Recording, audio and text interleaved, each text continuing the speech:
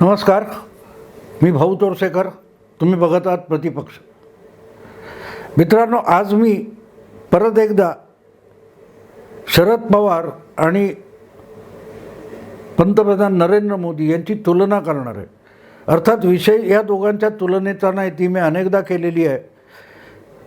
पण हे नवीन मंत्रिमंडळ झालं आणि त्यामध्ये सहकार नावाचं एक नवं सुरू केलेलं मंत्रालय हे गृहमंत्री अमित शाह यांच्याकडे सोपवण्यात आलं. त्या संदर्भात मला बोलायचं आहे.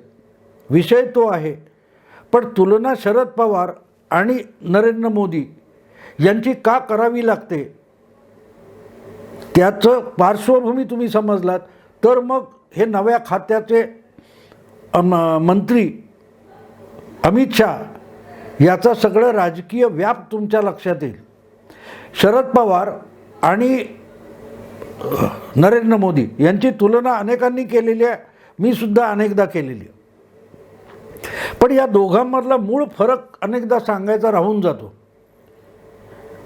शरद पवार, आता काल परवा तुम्ही बघितलं, शरद पवारांना अचानक ते मोठे रणनीतिकार प्रशांत किशोर मुंबईत भेटायला आले. त्याच्यावरून गदारोळ झाला, डंका पिटला गेला, ढोल पिटले गेले. मग पवार अचानक उठून दिल्लीला गेले. तिथे अचानक हे प्रशांत किशोर त्यांना येऊन भेटून गेले आणि मग अशा 2 दिवस बातम्यांचे ढोल वाजले की पवार आता 15 विरोधी पक्षांची बैठक घेणार आहेत आणि त्यातून कदाचित तिसरी आघाडी उभी राहील. मात्र अशी बातमी सांगणाऱ्यांना दुसरी आघाडी कुठची आहे ते सांगावंसं वाटलं नाही, पण पवार तिसरी आघाडी उभी करायला निघाल्याच्या बातम्या आल्या होत्या. म्हणजे डंका खूप पिटला गेला. आणि मग बैठक संपल्यानंतर ती पवारांनी बैठक बोलवलीच नव्हती.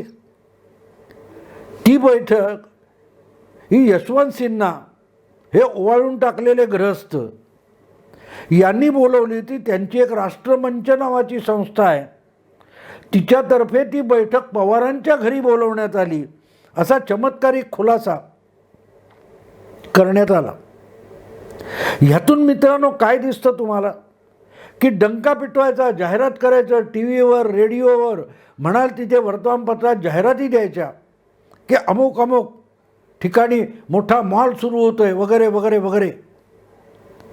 आणि बाहेर फार रोषणाई करायची, सजावट करायची, स्वागताला हात जोडून लोक उभे करायचे, तुमच्या अंगावर पुष्पवृष्टी करणारे, अत्तर वगैरे मारणारे उभे करायचे, बँड वाजवायचा.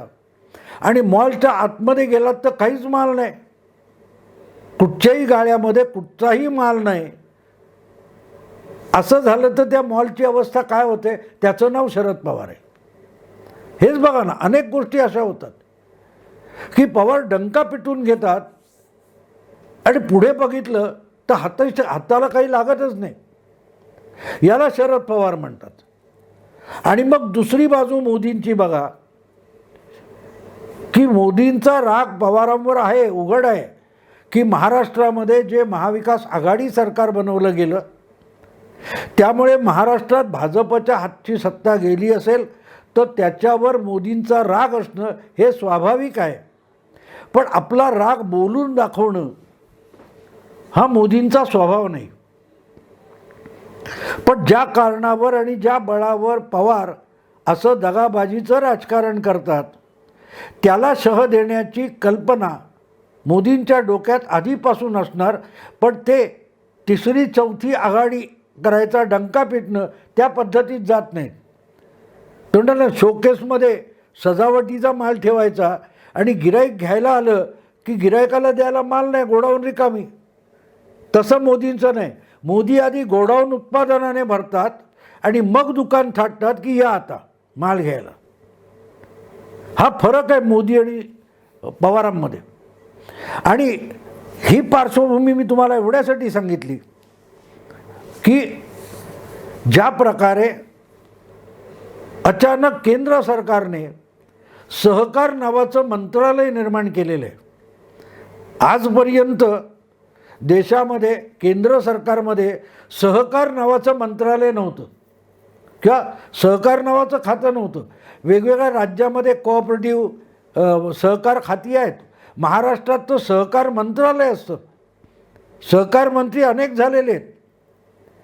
आणि मग पतपेढ्या असतील, सहकारी बँका असतील, ग्रामीण सहकारी बँका, नगर सहकारी बँका, शहरी सहकारी बँका, सहकारी साखर कारखाने, अशा सगळ्या सहकारी संस्था यांचं नियंत्रण करणारं राज्यातलं सहकार खातं किंवा मंत्रालय हे बहुतेक अनेक राज्यामध्ये आहे, पण केंद्रात नव्हतं.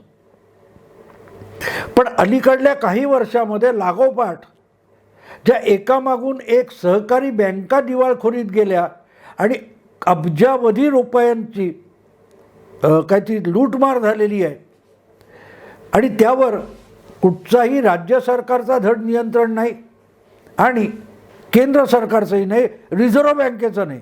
बँका असून सहकारी बँका असल्यामुळे त्यावर रिझर्व्ह बँकेचं नियंत्रण नाही. आणि त्यामुळे आत्ता PMC बँका, 2 वर्षापूर्वी PMC बँक बुडाली, तुम्ही बघितलीत. काही वर्षापूर्वी पुण्यातही अशा अनेक बँका बुडाल्या आहेत. आत्ता कर्नाळा बँक, ताजी ॲक्शन कर्नाळा बँक रायगड जिल्ह्यातली, ह्या अनेक बँकांचे व्यवहार, त्यांची बुडवेगिरी ही आपण बघितलेली आहे.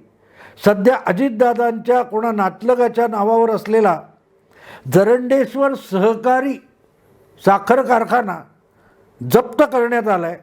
त्याचं आत्ताचं नाव Jarandeshwar sugar mills private limited आहे, पण तो सुरू झाला तेव्हा तो जरंडेश्वर सहकारी साखर कारखाना होता असे आता सांगतात ना.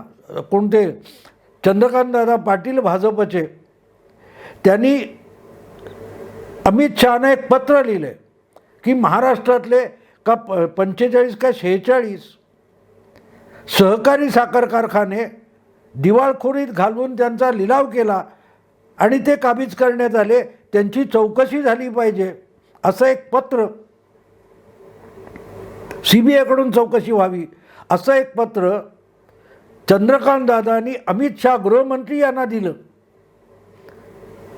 त्यांची टिंगल किती झाली तुम्हाला माहिती आहे. अमित शहा ह्या गृहमंत्र्यांना पत्र दिलं, पण गृहमंत्र्याकडे CBIचा अधिकारच नसतो. CBI, तुमचे NIA वगैरे जे काय आहे हे थेट पंतप्रधानाला रिपोर्टिंग करतात. गृहमंत्र्याचा त्यात हस्तक्षेप असूच शकत नाही. अशी मग अमित शहांना असं पत्र पाठवून चंद्रकांतदादा पाटील यांनी आपलं अज्ञान दाखवलं, इथपर्यंत बोललं गेलं. चंद्रकांतदादा पाटलांची यथेच्छ टवाळी झाली की अमित शहांकडे पत्र पाठवून उपयोग काय, त्यांचा या सगळ्या भ्रष्टाचार चौकशीशी संबंध काय. ही असली सगळी टिंगल टवाळी करणाऱ्यांना भविष्यात काय येऊ घातले माहिती नव्हतं. भविष्यात काय येऊ घातले. CBI हे जरी अमित शहांच्या अखत्यारीत नसलं तरी सहकार नावाचं नवं मंत्रालय स्थापन झालं आहे आणि आता देशभरच्या सगळ्या सहकारी संस्था यांचं नियंत्रण त्या मंत्रालयाकडे आलं आहे. आणि ते मंत्रालय कोणाकडे आहे? अमित शहांकडे. आणि चंद्रकांतदादा पाटील यांनी महाराष्ट्रातल्या त्या काय 44-46 सहकारी साखर कारखान्यांचं प्रकरण कसून तपासणी करा असं पत्र कोणाला लिहिलं? अमित शहांना. ह्याचा अर्थ कळतोय मित्रांनो की असं मंत्रालय काढायचं आणि ते अमित शहांकडे द्यायचं, हे सगळं शिजत होतं, घाटत होतं. आणि ते माहिती असलेला एक माणूस होता, त्याचं नाव चंद्रकांतदादा पाटील. आणि म्हणून जरंडेश्वर प्रकरण झाल्यानंतर चंद्रकांतदादांनी या सगळ्या डबघाईला गेलेल्या, दिवाळखोरीत गेलेल्या आणि लिलावात निघालेल्या सहकारी साखर कारखान्यांचं प्रकरण किंवा त्याचा तपास करण्यासाठीचं पत्र आधीच अमित शहा यांना लिहिलं. आता ते पत्र अमित शहांकडे आहे आणि अधिकार त्यांच्याकडे नंतर आलेला आहे. कळतंय मित्रांनो गंमत तुम्हाला? कळतंय? आणि नुसतं हे नाही आहे, सहकारी साखर कारखाना त्याबरोबर सहकारी बँका पण आहेत, वेगवेगळ्या सहकारी संस्था, वेगवेगळ्या सहकारी संस्था हे एक साम्राज्य आहे. आणि शरद पवार यांचा जो दबदबा आहे महाराष्ट्रातला, तो दबदबा या सहकारी संस्थांच्या आधारावर आहे. देशामध्ये जितक्या सहकारी संस्था आहेत, सहकारी बँका आहेत, सहकारी अर्थसंस्था आहेत, यापैकी 1/3पेक्षा अधिक संस्था सहकारी ह्या एकट्या महाराष्ट्रात आहेत. मग तुम्हाला कळेल की हे मोदी सरकारने हे सहकार मंत्रालय काढले हे कोणाला शह देण्यासाठी किंवा कोणाचे पंख छाटण्यासाठी काढले हे तुमच्या लक्षात येईल. काँग्रेसमधून पवार बाहेर पडले, पण पवारांबरोबर आलेला सगळा वर्ग बघाल तुम्ही, तो प्रामुख्याने सहकार क्षेत्रातला पुढारी वर्ग आहे. आणि पवारांची तीच तर ताकद आहे. आणि त्याला शह देण्यासाठीच हे पाऊल उचलण्यात आले. आणि त्याच्या आधी मला वाटतं 1-1.5 महिना आधी रिझर्व्ह बँकेने सुद्धा सहकारी बँका ह्या आपल्या अखत्यारीत आणलेल्या आहेत. आता सहकारी बँके दाखवायला असते, त्या सहकारी बँकेशी अनेक लहान मोठ्या त्या विभागातल्या किंवा जिल्ह्यातल्या तालुक्यातल्या पतपेढ्या असतात, त्यांचा संबंध येतो. आणि या पतपेढ्या ह्या सगळ्यात छोटी मुळं असतात ग्रामीण अर्थव्यवस्थेतल्या. त्या पतपेढ्यांचं अर्थकारण हे सहकारी बँकेकडून चालतं, सहकारी बँकेचं जिल्हा बँकेकडून चालतं. आणि जिल्हा बँक ही मध्यवर्ती राज्यातल्या मध्यवर्ती सहकारी बँकेशी जोडलेली असते. आणि त्यावर कोणाचं आधिपत्य? कायम पवारांचा गट जो मानला जातो त्याचं आधिपत्य राहिलेलं आहे. तुम्हाला आठवत असेल की विधानसभा निवडणुकीच्या आधी हेच प्रकरण ईडी समोर आलेलं होतं.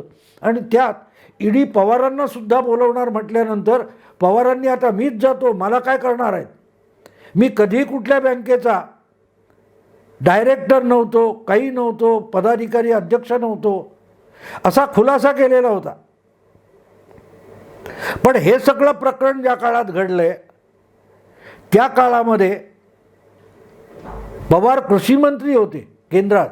आणि कृषी खात्याच्या अखत्यारीत नाबार्ड नावाची केंद्रीय अर्थसंस्था येते, जी ग्रामीण भागातल्या शेती आणि तत्सम इतर उद्योगांसाठी अनुदान देण्याचं, कर्ज देण्याचं काम करत असते. आणि त्याचे परत सहकारी बँकांशीच व्यवहार होतात. आता तुमच्या सगळं लक्षात येईल की सहकार मंत्रालय जे अचानक केंद्र सरकारने सुरू केले, त्याचं खरं लक्ष किंवा खरं टार्गेट खुद्द शरद पवार आहेत किंवा शरद पवारांचं राजकारण आहे. की महाराष्ट्रामध्ये जे काय सहकार या नावाखाली स्वाहाकार चालतो याच्यावर दीर्घकाळ लिहिलं गेलेलं आहे, नवीन नाही आहे. हे गेल्या 3-4 दशकापासून चालू आहे. वेगवेगळी अनुदानं घ्यायची, सरकारकडून कर्ज घ्यायची, सहकारी बँकांकडून कर्ज घ्यायची, कसा धपला चालतो की जरंडेश्वर कारखान्याला जेवढं काय म्हणतात ते पचवता येणार नाही आणि फेडता येणार नाही इतकं कर्ज दिलं गेलं. अगदी पुणे जिल्हा बँक, महाराष्ट्र राज्य मध्यवर्ती सहकारी बँक, माहिती आहे हे कर्ज फेडू शकणार नाहीत, तेवढा व्यवहार होत नाही, तरी त्यांना अवाढव्य कर्ज दिली गेली. आणि ते फेडणार नाही या पद्धतीत गेल्यानंतर मग त्याच्यावर जप्ती आणायची, ती जप्ती आणायची आणि मग त्याच बँकेत तेच कारखाने खरेदी करायचे. आणि खरेदी करणारे कोण? हे याच सगळ्या चक्रामध्ये जे वेगवेगळ्या वेळे पदाधिकारी असतात तेच. अजितदादा हे हात झटकतात, माझा काय संबंध आहे. पण ज्या वेळेला जरंडेश्वर किंवा तत्सम कारखान्यांना कर्ज दिली गेली तेव्हा महाराष्ट्र राज्य सहकारी बँकेशी अजितदादांचा संबंध नव्हता का? त्यावेळेला शरद पवार केंद्रीय कृषी मंत्री नव्हते का? तर हे सगळं जाळं व्यवस्थित विणलं जाते मित्रांनो, अतिशय काळजीपूर्वक हे जाळं विणलं जाते.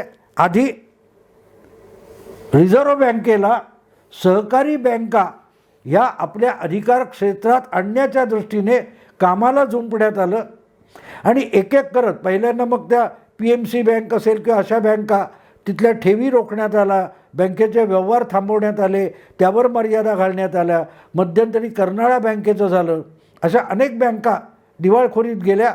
पण त्याचा आधार घेऊन पहिल्यांदा रिझर्व्ह बँकेने या सगळ्याला वेसण घालून लगाम लावण्याचा प्रयत्न केला आणि आता तर थेट म्हणजे रिझर्व्ह बँकेने तर काढले की इथे कुठल्याही पुढाऱ्याचा नातेवाईक बँकेचा डायरेक्टर असता कामा नये, संचालक मंडळात असता कामा नये.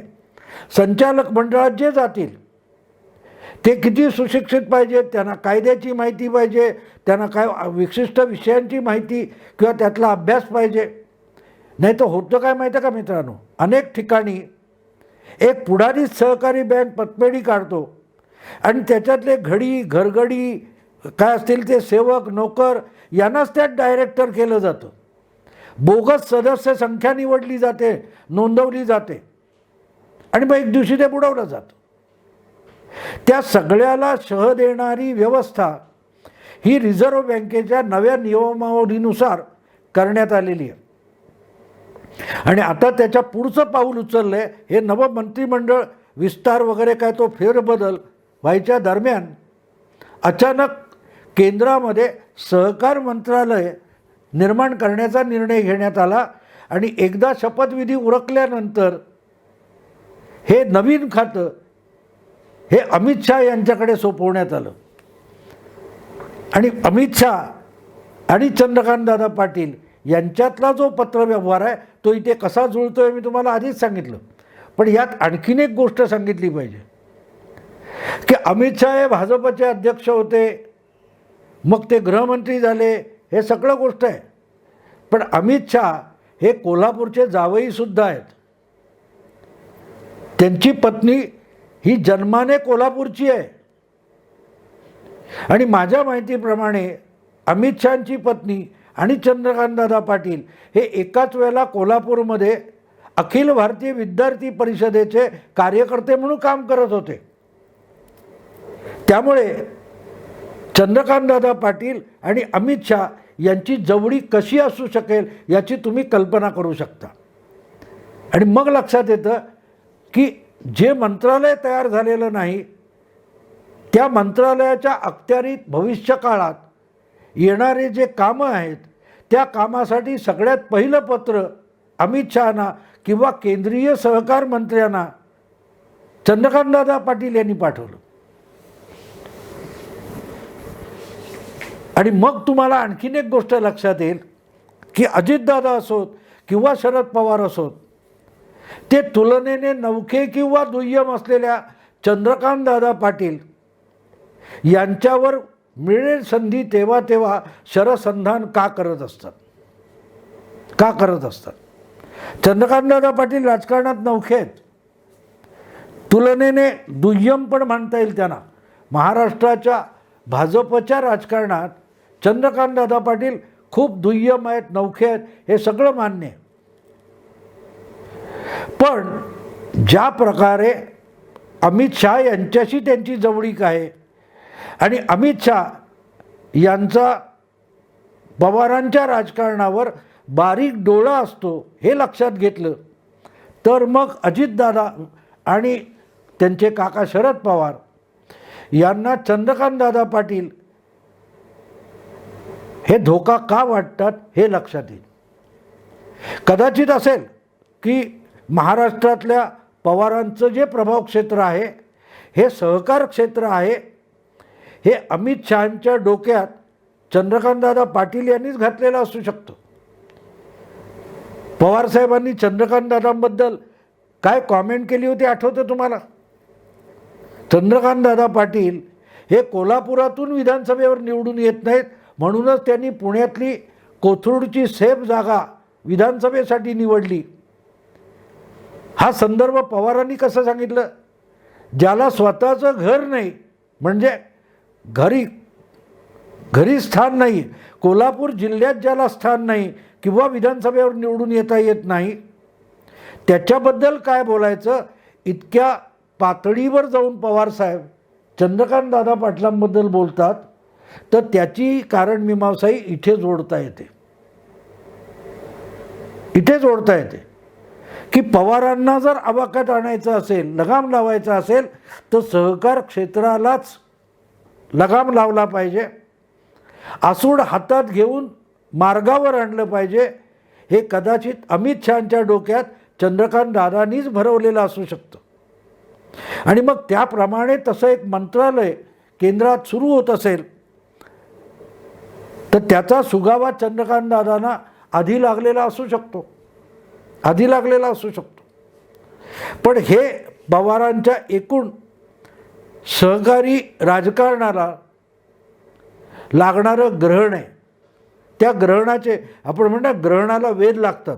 आधी ग्रहण लागण्यापूर्वी आता वेध लागले म्हणतात. म्हणजे हळूहळू तो चंद्र असेल किंवा सूर्य असेल तो काय सावलीने झाकला जातो, तर ते ग्रहण लागण्यापूर्वी ग्रहणाचे वेध लागतात. तसं पवारसाहेबांच्या एकूण महाराष्ट्रातल्या सहकारी राजकारणाला या निमित्ताने हे केंद्रीय सहकार मंत्रालय आहे त्याच्या निमित्ताने ग्रहणाचे वेध लागलेत असं आपण म्हणू शकतो. अजितदादांच्या नातेवाईकांचा तो जरंडेश्वर कारखाना मालमत्तेसकट जप्त झालेला आहे आणि त्याची चौकशी चालू आहे. इतर अनेक कारखान्यांची यादीच तुमच्या चंद्रकांतदादा पाटलांनी अमित शहांकडे दिलेली आहे. त्यामुळे असे किती खाजगीत गेलेले मूळचे सहकारी साखर कारखाने हे आता या ग्रहणाच्या छायेत येतात, हे आपल्याला बघायचं आहे.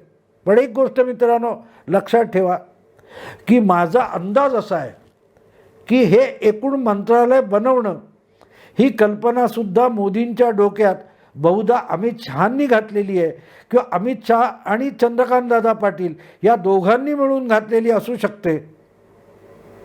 आणि ही जर काढून घेतली हवा तर मग शरद पवार त्यांचं प्रभाव क्षेत्र अँग्री ओल्ड मॅन वगैरे वगैरे वगैरे जो फुगा फुगवला जातो त्यातली हवा काढून घेतली जाऊ शकते.